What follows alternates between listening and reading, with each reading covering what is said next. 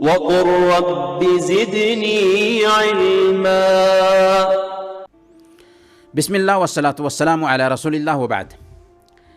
काबा के ताल्लुक़ से गलत फ़हमियों में से एक गलत फ़हमी जो आम तौर पर गैर मुस्लिम भाइयों के ज़हन में पाई जाती है वो ये है कि काबा की तरफ मुँह करके मुसलमान नमाज क्यों पढ़ते हैं।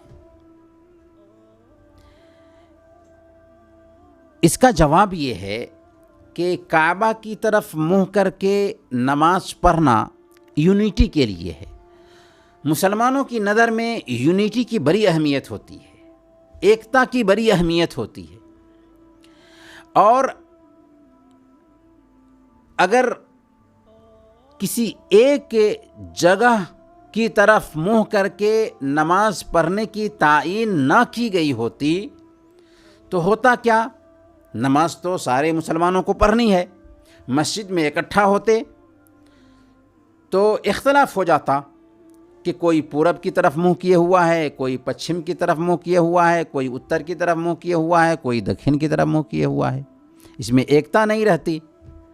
और इस्लाम में एकता की बड़ी अहमियत है।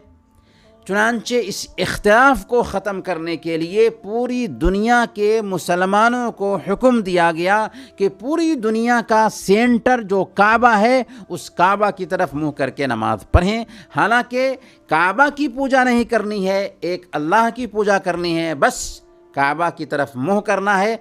इस तरीक़े से पूरी दुनिया के मुसलमान जब एक काबा की तरफ मुँह करते हैं तो एक तरह से एकता का प्रदर्शन होता है, यूनिटी कायम होती है और इख्तिलाफ जो पैदा हो सकता था इस इख्तिलाफ का ख़ात्मा हो जाता है।